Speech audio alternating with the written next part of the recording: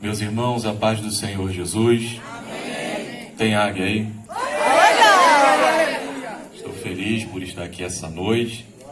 Peço que você encontre aí livro do Êxodo, capítulo 3. Enquanto você procura, quero tecer aqui meus agradecimentos aos céus pela sua vida, pela sua chegada, por esse convite honroso que nos fora feito para estar aqui. Esse casal pastoral que mora em nosso coração, são referências, são um povo que milita com força, sem recuar, e nós amamos conhecer pessoas e estar ao lado de pessoas dessa forma. Grato a Deus por cada um que chegou. Tenha por certo que não foi em vão a sua vinda a esse lugar.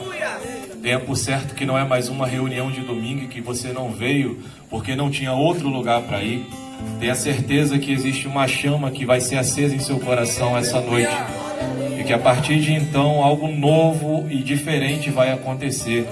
Eu tenho ouvido aqui um pedido de labareda de fogo. Eu tenho ouvido aqui um pedido de renovo.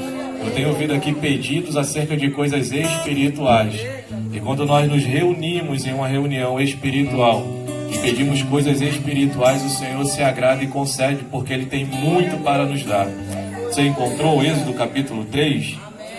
A partir do versículo 2 diz assim: E apareceu-lhe o anjo do Senhor em uma chama de fogo, no meio de uma sarça, e olhou, e eis que a sarça ardia no fogo, e a sarça não se consumia. E Moisés disse: Agora me virarei para lá e verei essa grande visão, porque a sarça se não queima.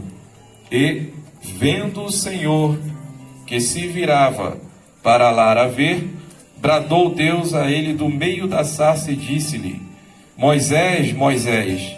E ele disse: Eis-me aqui. E disse: Não te chegues para cá, tires a sandália dos seus pés, porque o lugar em que tu estás é terra santa. E disse mais: Eu sou o Deus de teu pai, o Deus de Abraão, o Deus de Isaque e o Deus de Jacó. E Moisés encobriu o seu rosto, porque temeu olhar para Deus. Amém?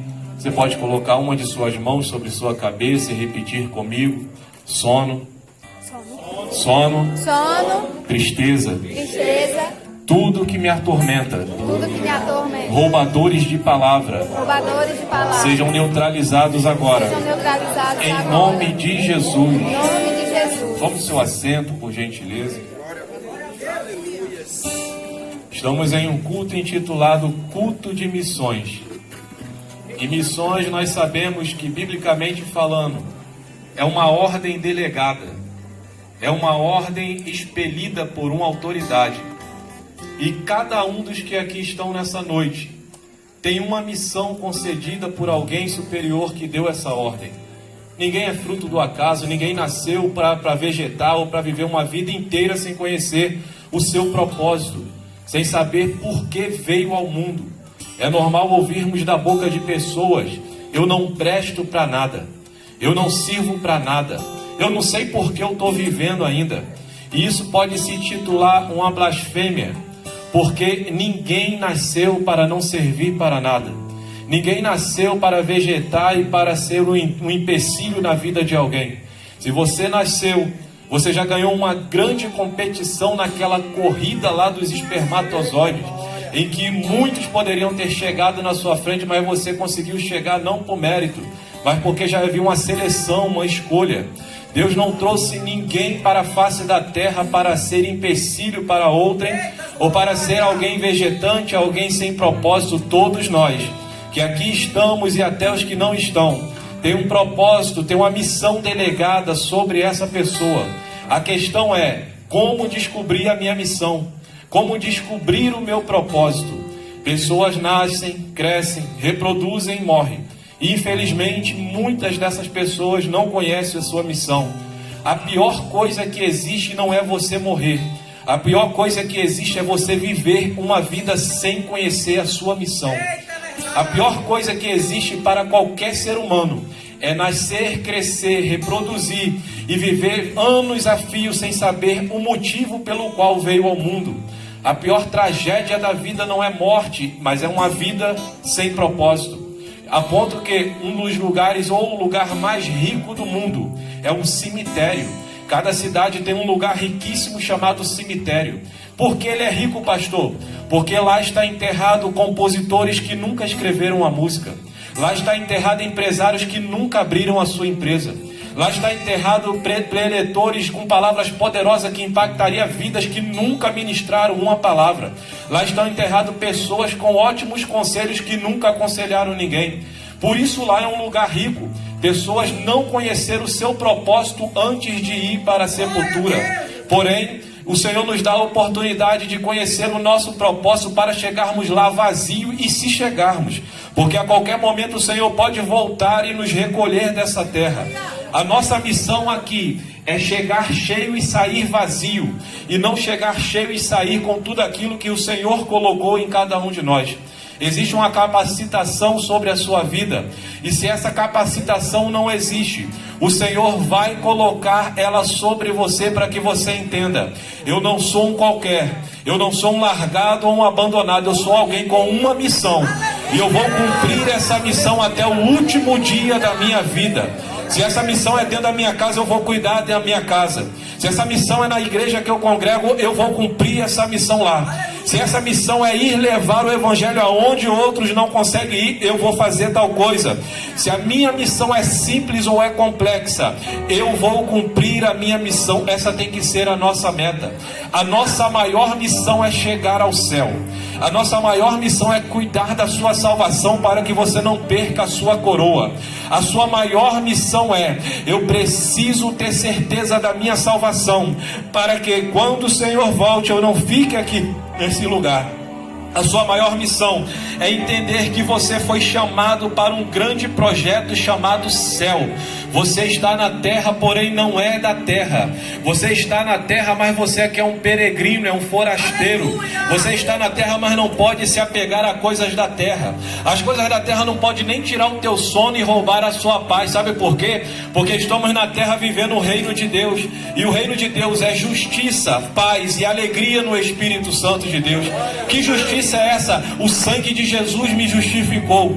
É pelo sangue que eu entendo que os meus pecados eles não podem mais me atingir hoje. O inimigo usa a boca de pessoas para apontar dedo para você e falar: você fez isso, você fez aquilo outro. Mas o sangue de Jesus te purificou de todos esses pecados. Tu és justificado pelo sangue.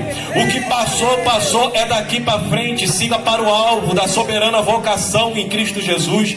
Você é justificado, é justo pelo sangue de Jesus. O reino de Deus é justificação, é paz. Sabe o que é isso? Se você está correndo para um lado para o outro, atribulado pelas coisas da terra, você está vivendo o reino da terra.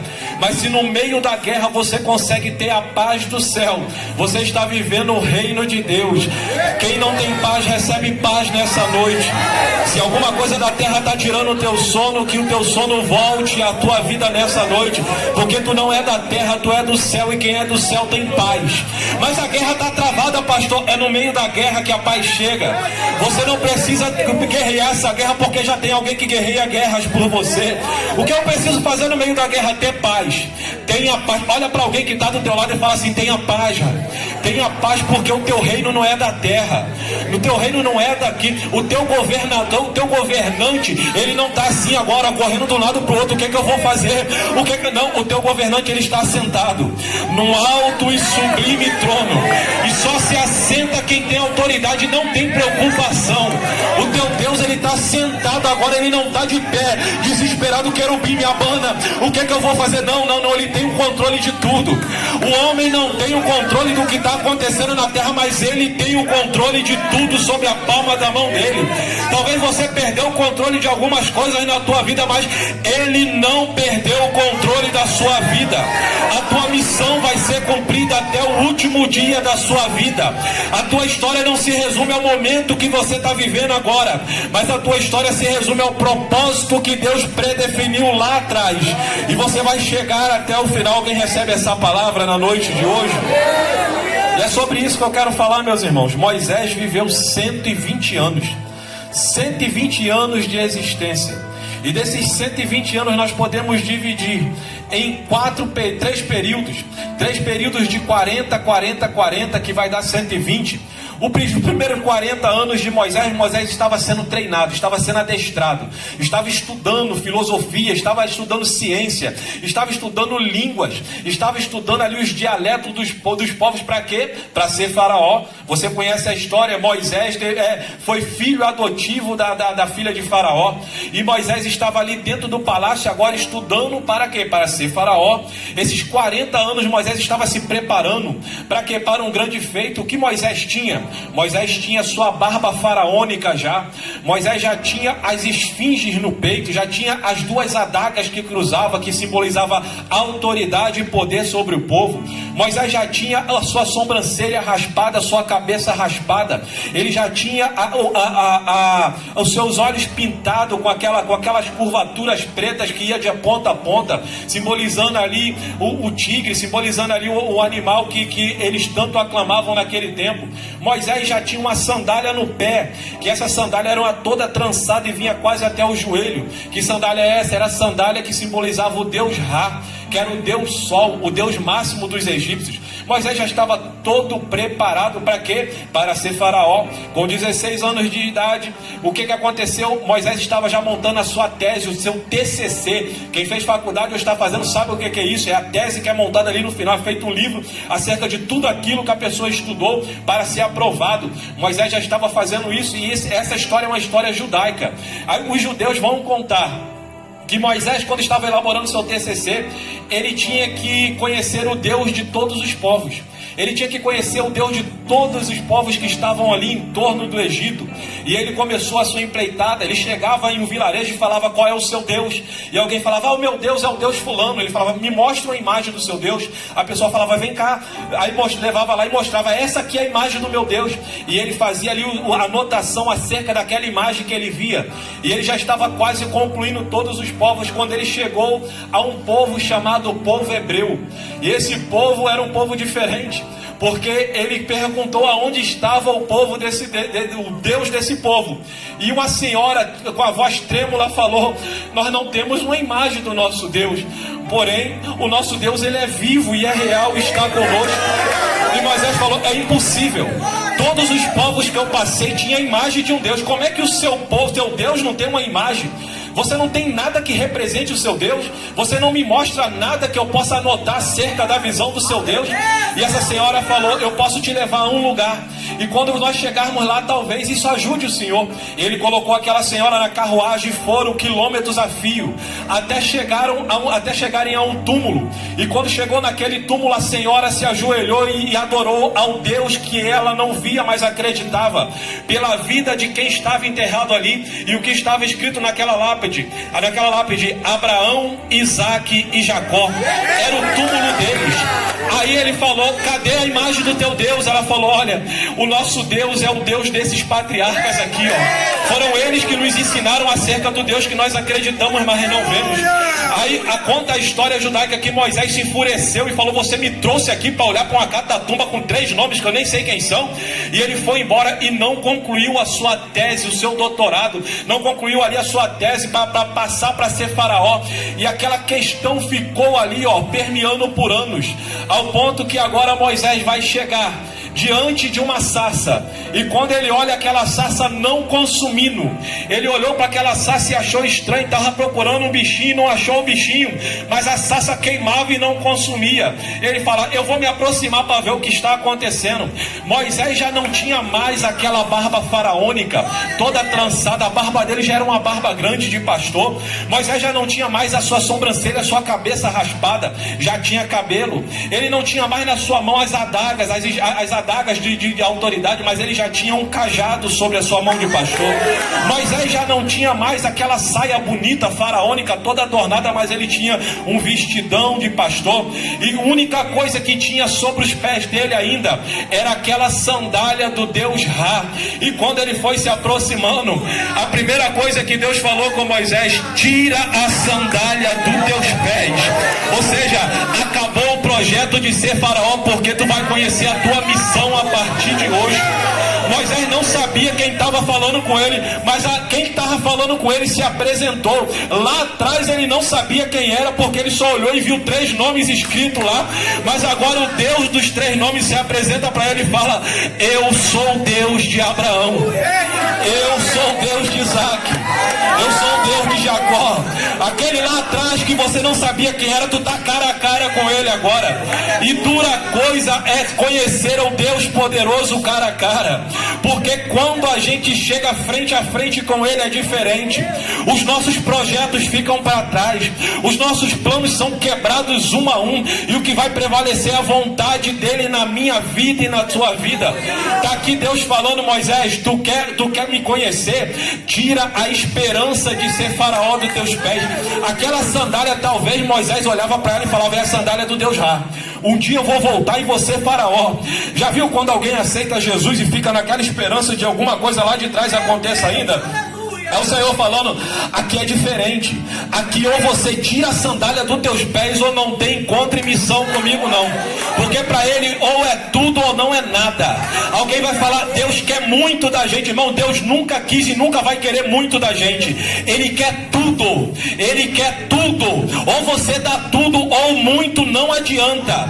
Porque o muito ele já tem. Ele não quer muito seu, ele quer tudo. Ou é tudo ou não é nada. Ou tira a sandália dos pés ou não se aproxima dele. Ou para com esse negócio de dia tá na igreja uma vez e depois tá dando mole lá fora, ou então não vai ter encontro com Deus não. Ou para com esse negocinho de ficar aqui dentro dando glória a Deus, aleluia, e lá fora faz outras coisas, ou então não vai ter sarça ardendo na frente e encontro com o fogo não. Só tem fogo para quem tira a sandália dos pés. Só tem fogo para quem deixa as coisas lá de fora e se interessa pelas coisas de dentro. Só tem missão para quem entende: esse Deus é diferente dos outros. Ele não quer alguma coisa, ele quer tudo meu. E eu vou me aproximar e vou dar. Tu sabe o que Moisés fez? Arrancou a sandália dos pés. Sabe o que é isso? Arrancar a sandália. Eu estou de sapatos, os irmãos estão calçados. Se tu tirar o calçado do teu pé e botar o pé no chão, tu vai saber a temperatura do chão. Esse chão está frio, esse chão está quente. Sabe o que é que Deus estava falando para Moisés? Moisés, na minha presença não tem como você ficar contornado com alguma coisa não. Ou você tira a sandália e sente o ambiente, ou então tu vai ficar aí sem saber o que está acontecendo. Já viu crente que fica perdido num culto pentecostal? O anjo descendo, o anjo subindo, o anjo passeando, o fogo descendo, alguém falando em mistério, alguém interpretando língua, e alguém assim ó, tá de sandália nos pés, tá perdido, tá no ambiente, mas não sabe o que está acontecendo. Mas o convite de Deus nessa noite é: tira a sandália dos teus pés. Porque na hora que tu descalçar esse sapato dos teus pés, tu vai falar: opa, tem algo diferente aqui nesse lugar. Não é só um culto de missão de domingo não, tem labareda de fogo aqui nesse lugar. Tem renovo pra minha vida. Cadê aquela tristeza que estava comigo aqui? Parece que foi, mas parece não, foi embora. Porque tristeza não fica onde tem sarça ardendo, sarça queimando. Não fica não, fica não. Tira a sandália dos pés. Eu te faço o convite até o final dessa mensagem, até o final desse culto: tira a sandália dos seus pés. Isso é espiritual. O que é isso, pastor? É espiritual. Já viu aquele momento que dá vontade de tu levantar a mão e tu não levanta? Dá vontade de tu dar glória a Deus e tu não dá? Dá vontade de tu chorar e tu não chora? Tira essa sandália, arranca isso fora. Hoje é noite de se rasgar na presença do Senhor. É noite de você ver o mistério da sarça ardendo na tua frente e o fogo queimando em você. Opa, grande é esse mistério, eu preciso entrar nesse negócio aí. É noite de o Senhor levantar missionários aqui nessa casa. É noite de missões começarem a partir do momento que você entende: com sandália não tem missão, mas sem sandália tem missão para minha vida. É noite de alguém sair daqui, alguém te olhar e te ver e ver diferença em você a partir de então. É uma noite diferente. Eu sei quando eu estou pregando e quando eu estou profetizando, e essa palavra aqui é profética. Deus vai levantar missionários aqui nessa noite. Deus vai levantar projetos missionários aqui nessa noite. Deus vai levantar projetos missionários aqui nessa noite. Eu sinto a presença de Deus aqui nesse lugar. 120 anos, 40 sendo faraó, treinando para ser faraó. 40 ele mata ali quem matou o hebreu, enterra e é descoberto, e ele foge para o deserto. Aí agora ele está no deserto ali por 40 anos, cuidando de quem? Do bichinho do Jetro, cuidando ali das ovelhas do Jetro, seu sogro. E durante esses 40 anos é que ele se aproxima dessa sarça. Irmãos, perceba que coisa preocupante. Moisés é um tirado das águas. É um homem que falou com Deus face a face. É um homem que viu Deus ainda que mais viu. Ele foi lá atrás e ele viu. Era um homem que quando descia do monte o rosto brilhava que ninguém conseguia olhar na face dele.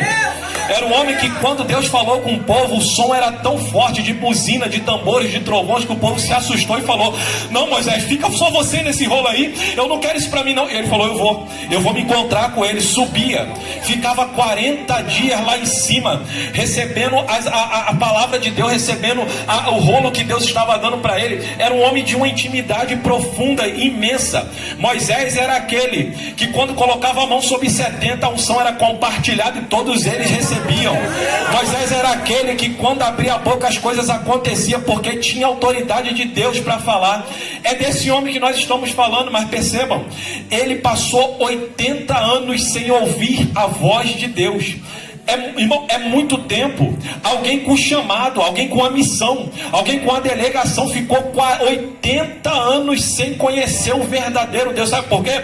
Porque ele tentou da forma dele, ele ia nos caminhos dele, ele sempre se desviava da vontade de Deus. Mas o texto que nós lemos vai falar que o Horebe de Deus estava esperando Moisés. E sempre vai ter um Horebe de Deus esperando quem tem um chamado, quem tem uma missão. Não adianta correr, não adianta se esconder, não adianta passar 10, 20, 30, 50 anos longe do Horebe, porque o Horebe de Deus te encontra. E eu vou ser ousado em falar que você está no Horebe de Deus hoje. Deus vai te encontrar aqui nesse lugar. Existe um encontro entre o céu e a terra aqui nessa noite. Deus vai confrontar pessoas através dessa palavra aqui, para que você entenda: eu tenho um chamado e eu não posso desistir. Eu tenho um chamado e pessoas dependem desse chamado. Eu não vou parar, não só por mim, mas porque tem alguém à minha volta que precisa sair da mão do inferno para que venha para o reino de Deus, e o Senhor conta comigo para isso. Eu não posso desistir, eu não posso olhar só para o meu umbigo. Eu preciso olhar adiante, eu preciso ser reino, eu preciso fazer aquilo que Deus me chamou para fazer. 80 anos é muito tempo sem ouvir a voz de Deus. Seus últimos 40 anos de vida foram os anos mais notórios. Por quê? Porque foram os anos que ele teve um encontro com Deus. Já prestou atenção que antes de ter um encontro com Deus nós somos apagados? Somos escondidos, derrotados, fracassados. E as coisas só começam a acontecer a partir do momento que você tem um encontro com Deus e Deus te delega uma missão. E percebam uma coisa: não foi Deus que chamou Moisés para ir para a sarça. Foi Moisés que olhou para a sarça e foi em direção dela. Sabe por quê? Porque Deus não depende de homens, são os homens que dependem de Deus. Tu acha que Deus está preocupado com quem tem talento, tem dom e está enterrando? Vai ter uma cobrança naquele grande dia. Ele só vai falar: se você é um servo covarde, você é um servo infiel. Eu te dei talento, eu te dei dom e você enterrou, apartai-vos de mim. Deus não está preocupado se alguém sabe fazer e não faz. Não. O reino não está sofrendo por isso, não tá não. Sabe por quê? Porque se nós não clamarmos, as pedras vão falar. Deus tem poder para falar, fazer pedra falar. É uma honra, é um privilégio para nós sermos servos do Senhor. Não é Deus que fica honrado quando nós servirmos Ele, não. Somos nós que somos privilegiados, porque um Deus tão grande como o nosso Deus é, tão poderoso como o nosso Deus é, ainda olhar para pessoas como nós, como eu e como você, e contar conosco é um privilégio para nós. É por isso que quem tem que se aproximar dele somos nós, não é ele que tem que ficar: meu filhinho, minha filhinha, vem, eu preciso de... Imagina, irmãos, um crente que pega a carteirinha, tá aqui, vou desviar, não quero mais não. Aí Deus lá do céu, querubim me abana, minha filha desviou, o que eu vou fazer? Imagina um Deus desse, irmão. Não existe. Deus está sentado no alto sublime trono, recebendo adoração 24 horas. Tem dia que a gente nem adora ele, mas você não adora, mas lá no céu tem anjo falando: ele é santo, ele é santo, ele é santo, ele é santo, ele é santo. Tem dia que a gente está tribulado, está perturbado, amargurado e não consegue nem falar nada. Apocalipse capítulo 4 vai falar que os seres viventes, e são animais, lá no céu estão nesse exato momento, bichinhos com olhos por todo o corpo, e eles não latem, não miam, não mugem. Eles olham para o trono e dizem: ele é santo, ele é santo, ele é santo. Até o animal no céu está louvando a Deus, irmão.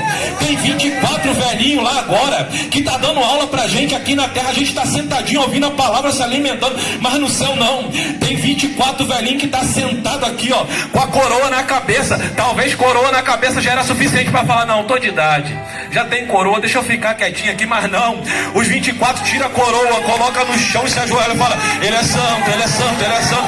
Bota a coroa, senta de novo, não aguenta, levanta. 24 anciões estão adorando ele lá no céu agora.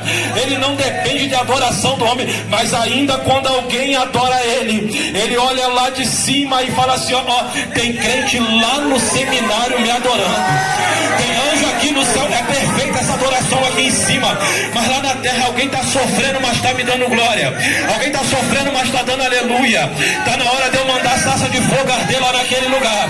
Está na hora de eu começar a queimar coração de crente lá naquele lugar. Está na hora de eu enviar uma unção maior para ser derramada sobre aquela casa. Aonde tem adoração tem presença. Aonde tem adoração tem manifestação do céu. O céu é um ambiente perfeito. E como o céu é perfeito, quando o céu chega no lugar, a perfeição do céu vem junto. Aí nós estamos em um lugar imperfeito, mas quando o que é perfeito se faz presente entre nós, aquilo que é imperfeito começa a tomar o tom da perfeição. É nessa hora que Deus abre porta onde não tem porta. É nessa hora que Deus pega enfermidade e arranca do corpo físico. É nessa hora que crente começa a receber alegria, renovo do Espírito Santo. É nessa hora que as coisas começam a acontecer. Se nós conseguirmos atrair o céu para essa casa com mais forte, de uma forma mais forte nessa noite, você vai ver o que vai acontecer aqui nesse ambiente, porque o céu vai tocar a terra, e quando o céu toca a terra, coisas sobrenaturais acontecem.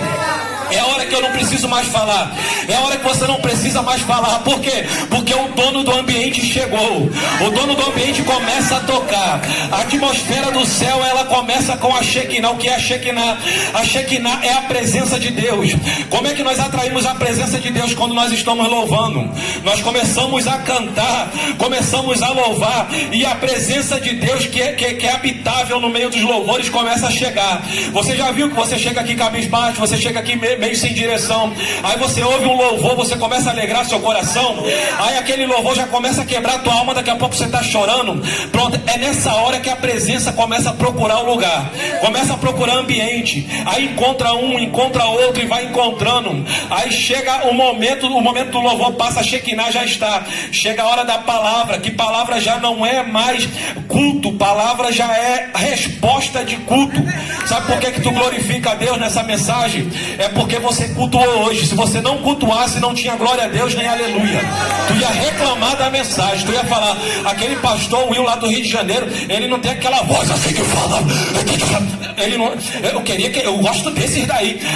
Tu ia reclamar, aí outro ia reclamar, não, ele é muito, eu não entendi nada. Por quê? Porque não cultuou. Quem cultua é diferente, quem cultua tem resposta na palavra, quem cultua a palavra certa, quem cultua a palavra frutifica, quem cultua a palavra confronta, quem cultua a palavra faz efeito, surte efeito. É por isso que nessa noite o Senhor vai fazer coisas maravilhosas em nossas vidas através da palavra dele. Moisés ficou 80 anos sem ouvir a voz de Deus. 40 anos do propósito foram os melhores 40 anos de Moisés. Deus não chamou Moisés, foi Moisés que foi aonde Deus estava. Ele viu e se aproximou. Sabe por quê? Não adianta ver e não se aproximar. Quem vê a presença de Deus precisa se aproximar dela, porque só vê e fala, nossa, lá está acontecendo um mistério, um negócio, mas se não se aproximar, não entra no negócio. É preciso se aproximar da presença, e a presença ela nos atrai. Lá vai Moisés. O que chamou a atenção de Moisés foi que a sarça ela não se queimava. Ele não chegou lá na sarça porque ele sabia o que estava acontecendo, não. Foi uma curiosidade. Ele olhou e falou, peraí, essa sarça não se queima? O que está acontecendo? Deixa eu olhar de perto o que está acontecendo. Sabe por quê, irmãos? Sarça no deserto era algo normal, como é ainda hoje. A sarça é um arbusto pequeno que ela no seu caule tem um óleo que de vez em quando solta, e esse óleo, quando ele solta, o sol queima e causa uma combustão, e aquela sarça pega fogo. É normal uma sarça ardendo, é normal alguém que tá no deserto. Talvez se a gente estivesse no deserto e passasse numa sarça, queimasse, a gente, sangue de Jesus tem poder, se assustaria, sem saber o que está acontecendo. Mas quem é de lá entende esse movimento. A sarça pega fogo mesmo, porém pega fogo e consome. pega fogo e acaba. Em 1 minuto, 30 segundos, talvez, dependendo do tamanho dela, ela queima e acabou. Aquela sarça está destruída, acabou, solta a sarça. Só que essa não se queimava. Essa não queimava de jeito nenhum. E passa-se 1 minuto, 2 minutos, 3, 4, 5, 10, e Moisés olhando, mas não vai acabar não. Que sarça é essa que não acaba, que não consome? Lá se vai meia hora e ele olha, cadê o meu Deus? Eu vou me aproximar para ver esse grande mistério. O que chamou a atenção dele foi que a sarça não consumia. Pronto, aqui está o grande mistério para nós caminharmos para o fim dessa mensagem.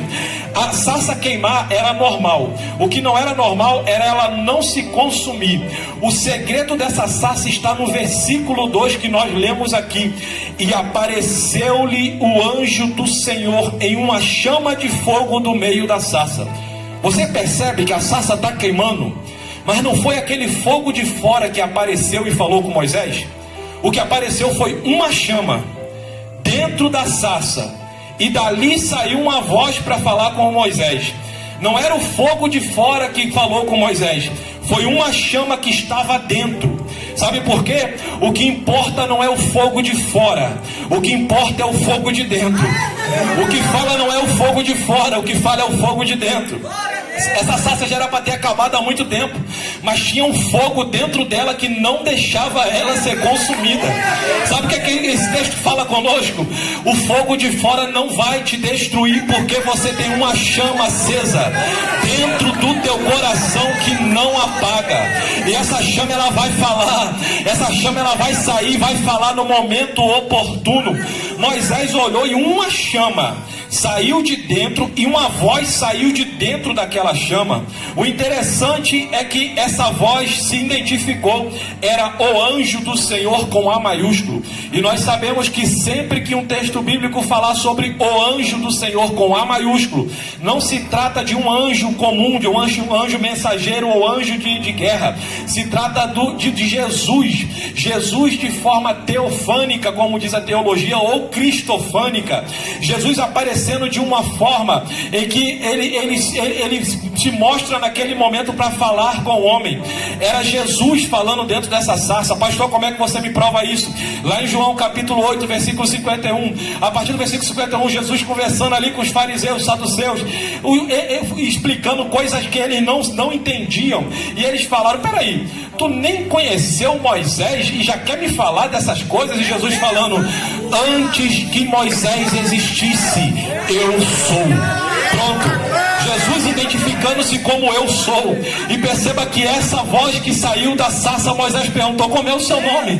A voz falou, eu sou o que sou. Era Jesus se apresentando para ele. Era o eu sou. E o interessante de eu sou é que eu não era, eu não serei. Eu sou é no presente. Ele é hoje, ele vai ser amanhã, ele vai ser até a vida dele na minha e na sua vida. O eu sou está comigo, está contigo. O Deus da sarça se apresenta para nós como eu sou nessa noite. Eu sou o que? Eu sou o que sou, e ponto final. Sabe o que é isso? Para o que você depender, eu sou. Para o que você precisar, eu sou. Não importa a situação, a adversidade, eu sou o que sou, e ponto final. É esse Jesus que está falando agora com Moisés e se apresentou lá para os fariseus, para os saduceus. O eu sou, o eu sou, o eu sou é o que sempre será. Ele não precisa de passado, de presente, de futuro. Ele é tudo isso misturado em um tempo que não acaba e não começa. A eternidade já é algo difícil de nós entendermos. Imagina o pai da eternidade. O eu sou é o pai dela. Antes da eternidade existiu, o eu sou já estava lá. O eu sou não tem começo, não tem princípio, não tem fim. Ele é e ponto final. É por isso que problema pro eu sou não existe. Ele sabe de tudo, ele consegue fazer tudo na hora que ele quer, no momento que ele quer. A sarça está ardendo. O eu sou falou, olha, sou eu. O eu sou que estou aqui. A sarça, irmãos, era um espinheiro. Um espinheiro é uma árvore que só gera espinhos, não gera nem flores nem frutos. E os irmãos sabem que espinho é algo que não vingou. O espinho é uma flor que não desabrochou. O espinho é um fruto que não vingou, retraiu e ficou algo bruto, algo duro, algo que só serve para machucar. O espinho era uma bela rosa que não conseguiu desabrochar. e retraiu e virou algo que machuca se colocar a mão. Não tem perfume, não tem beleza, é apenas um espinho. O texto bíblico em Gênesis vai falar que quando Adão e Eva pecaram, entrou os abrolhos e os espinhos na terra. O espinho é a representação do pecado, o espinho é a representação do erro, o espinho é a representação daquilo que não deu certo, o espinho é a representação de algo no projeto que não foi à frente, que não foi adiante. E eu acho lindo isso aqui, sabe por quê? Porque Jesus poderia ter escolhido a oliveira para se apresentar para Moisés, ele podia ter escolhido a palmeira para se apresentar para Moisés, ele podia ter escolhido qualquer outra árvore frondosa para se apresentar para Moisés, mas sabe o que ele escolheu? Uma árvore insignificante, uma árvore que tinha pecado representado nela, uma árvore que algumas coisas não deram certo para ela. Alguém já entendeu? Estou ouvindo glória a Deus e aleluia. Essa sarça sou eu e é você. Nós estávamos desse jeito, alguns projetos não deram certo na nossa vida, alguns projetos não foram adiante, alguns pecados estavam incutidos em nós, e como uma árvore que já era para ter queimado, que já era para a gente talvez nem estar aqui mais, uma sarça ardeu e uma voz saiu de dentro daquela sarça. Mas não é uma árvore frágil, é frágil, mas tem fogo dentro. Mas não é uma árvore que não presta para nada, não presta para nada, mas o fogo está lá dentro e vai fazer prestar. Mas não é uma árvore que não tem serventia, não tinha, porque agora tem e o fogo está dentro dela.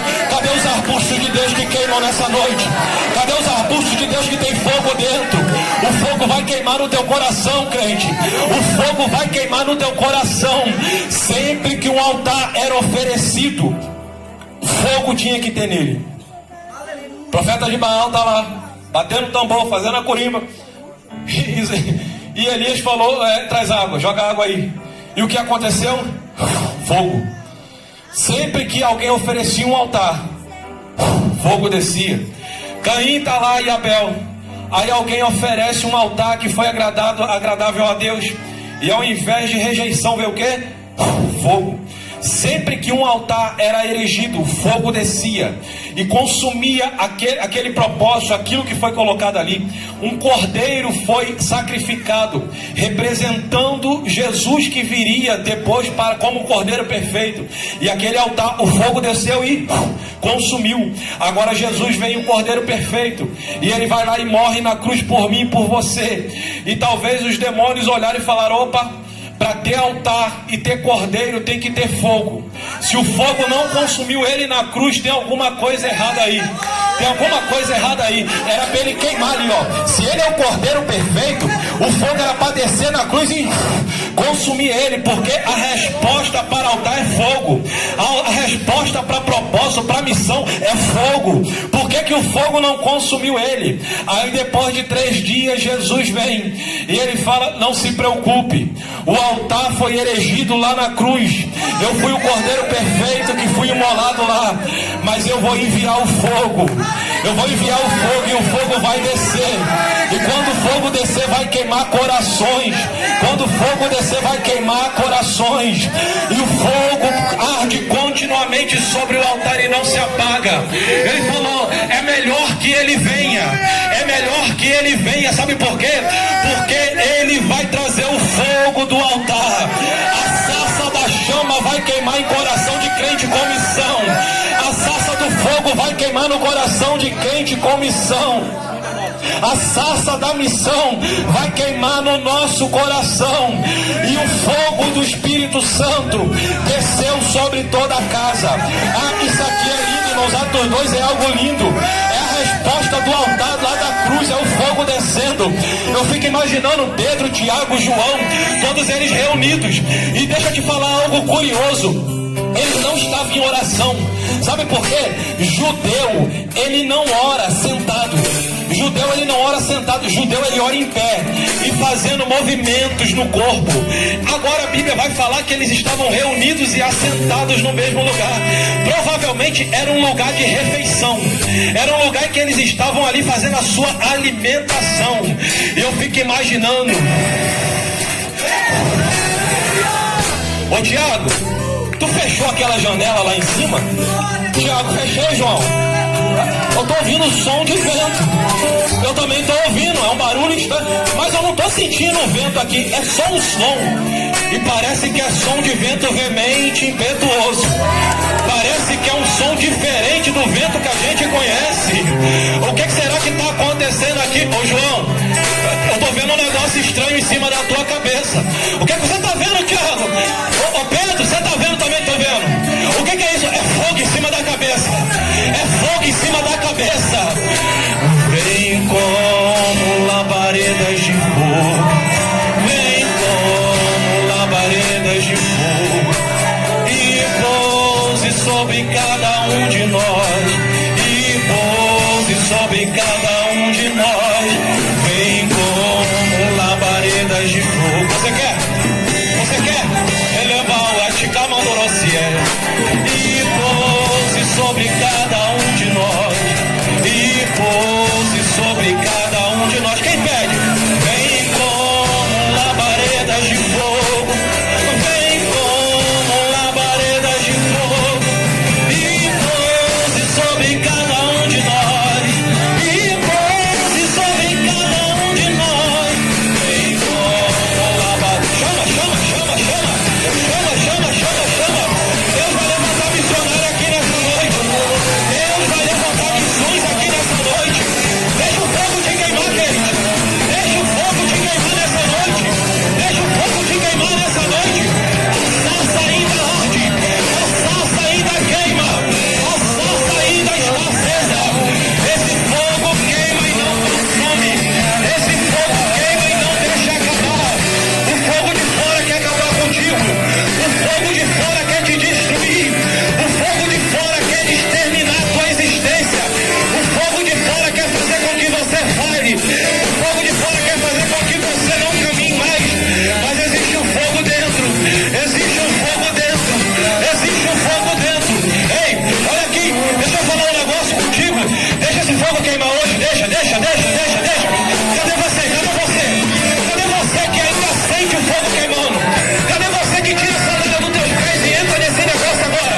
Cadê você que entende? Esse ambiente não é mais terra. Esse ambiente já é céu. Então pede. Enche-me até transbordar. Derrama a tua glória. Derrama a tua glória. Enche-me até transbordar. Derrama a sua glória. Derrama a sua glória. Enche-me, Deus. Enche-me, Deus. Enche-me, Deus. Enche-me. Eu quero fazer um convite aqui só para quem entende. Eu tenho uma missão sobre a minha vida. E do jeito que eu estou, não pode ficar. Eu preciso de chama acesa dentro para a chama de fora não me queimar. Eu quero fazer um convite para você para vir aqui na frente.